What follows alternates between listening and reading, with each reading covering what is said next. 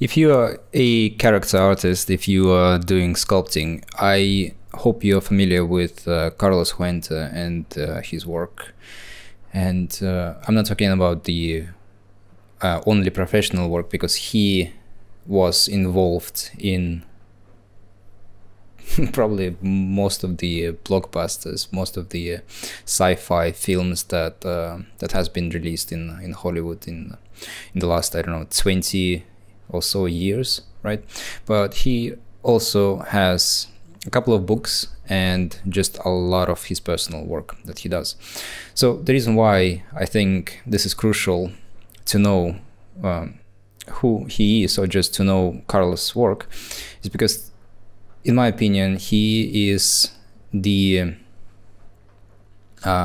artist today who is unbeatable when it comes to form, when it comes to understanding of the form and the balance of the form, the harmony of shapes and silhouettes. And so I was very lucky to have his workshop, right? Well, I was taking part in his workshop at some point, and I was extremely happy that I've decided to take it, because what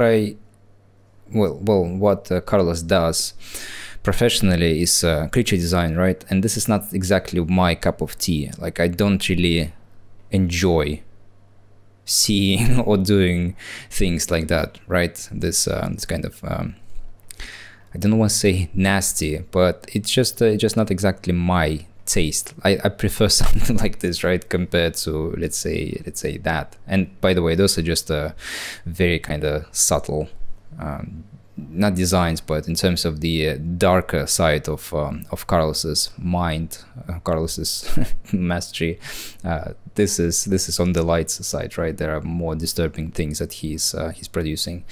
So that's like I said, that's not exactly my cup of tea, but it doesn't really matter, because what I do like is just what I see, just what I feel when I look at the shapes.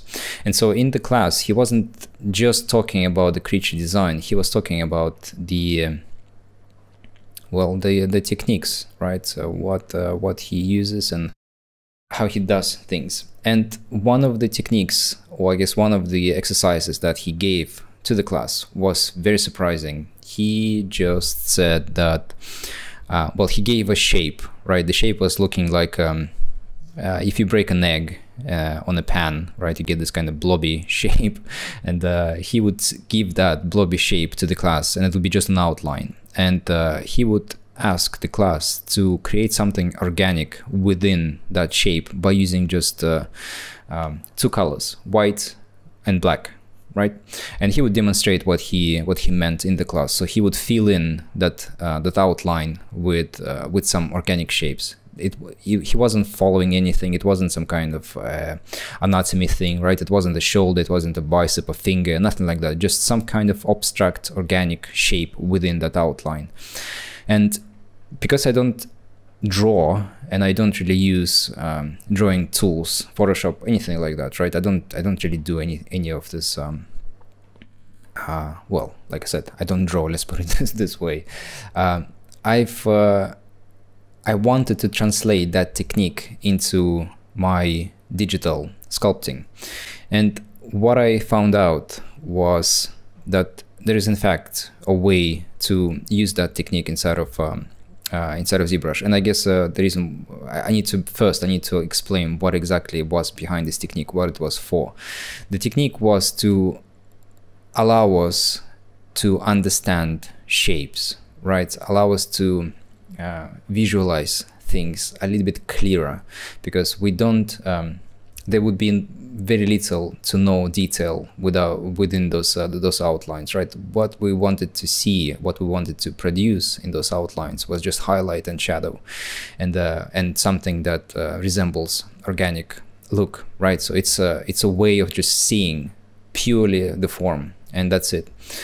And like I said, I wanted to be able to translate that into 3D, and this project was done pretty much just for that. I wanted to be able to to take what Carlos taught us in 2D and reproduce that in 3D. And so what I found out was that there is a magic material inside of ZBrush, and I'm not sure if this one is default one. Well, actually, I'm pretty sure this is the default material, one of the default materials inside of ZBrush. It's called Fast Sketch 01. So if we select this material, this is basically what we were doing inside of the class, right? So we get the outline, right? So this is the silhouette, and within this outline, we would just construct shapes using two colors, black and white. And this is what I was using throughout this project. If you enjoy this content or find it useful, please consider supporting me by buying me a cup of coffee via the link in the description. And the cool thing about this material is that it shows exactly what we are doing, right? When we sculpt, we create shapes, we create forms, we create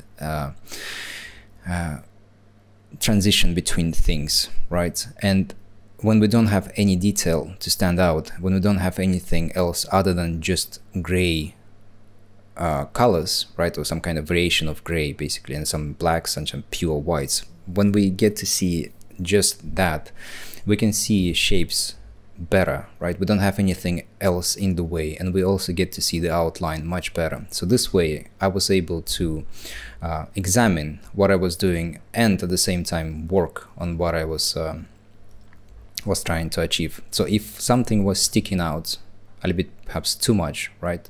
If I would just come in this and use this material, I would be able to see what is what is not working, like what kind of shapes might be sticking too much. They might be wobbly, they might be just a little bit messy, right? And at the same time, I would also notice that if there was something, let's say like that,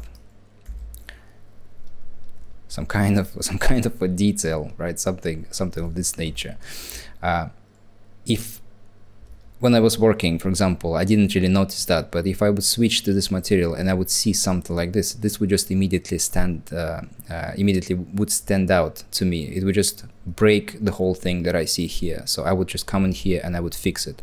And at the same time, I would also be able to, with this material, I would be able to add a little bit more interest to the form. So for example, here I'm using the standard brush, and I don't know if recording is showing this or not, but if I use the standard brush in here on the deltoid, right, we see this highlight, right? Let me just zoom out some here. So we get to see a new shape, this egg looking shape, right, with just some shadowing in here as well.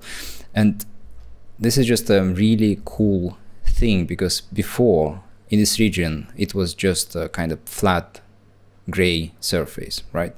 And so if I knew that there was a shape in here, and if I knew there was a muscle in here, I could come with this material and I could just create a shape like that. And by using this material, I would be able to just examine just how much this stands out. And as we zoom out, we can see that this stands out way too much, right? So this just breaks things a little bit too far. So if I tone it down to something like this, perhaps this will just works better. And so it's perhaps a strange thing to talk about. There's probably more depth to this. I mean, this is just not working at all, right? This is just too much. But anyway, what I wanted to just point out that there are some tools for examining the shapes, right? To kind of examine the cleanliness of what we are doing, the kind of the kind of surface that we're creating, where things, whether things stand out, whether things need to be toned down, whether something needs to be added so we can get a little bit more harmony into some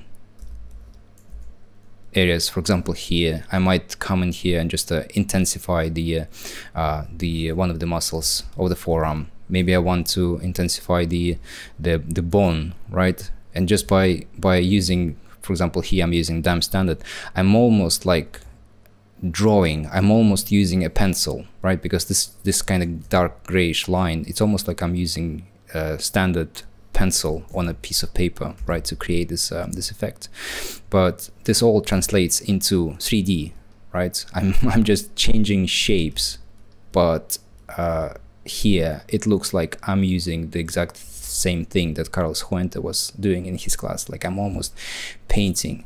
And so when we bring everything back and we switch to the normal material, obviously some things would just stand out. Perhaps they would stand out too much, but it will still give us a little bit better understanding of the form. And then perhaps in here we can come and just blend things a little bit better, right? Just smooth something out, zoom out, zoom in, and do those kind of things. So yeah, this is just something that I've developed because as I've said, when it comes to form, when it comes to understanding of the form, I don't think there is anybody better out there than Carlos Fuente. Just look at what we see here, right?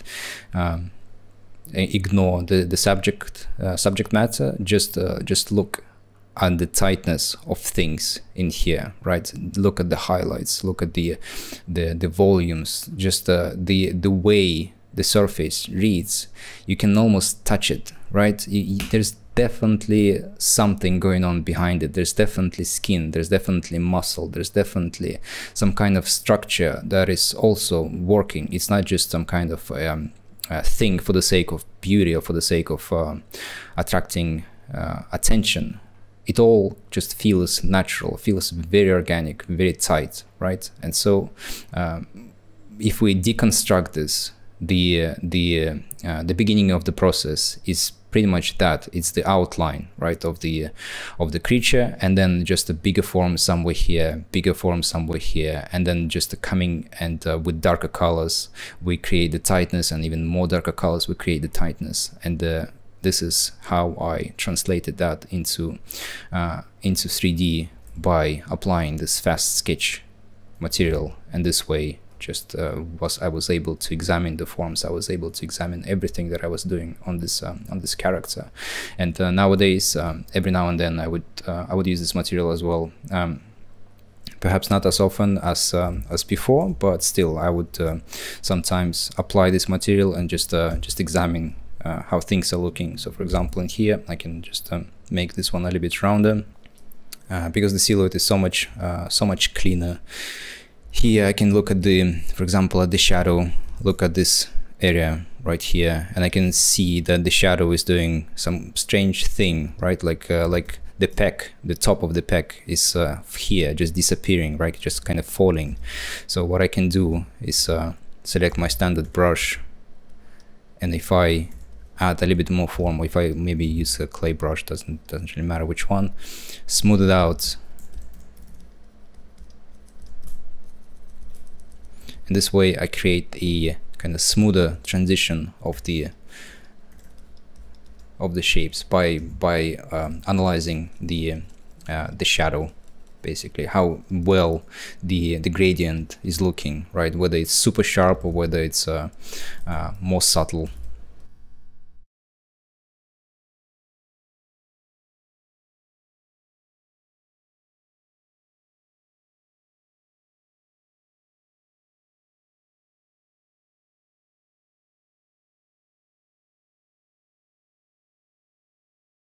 So yeah, I think it's super cool.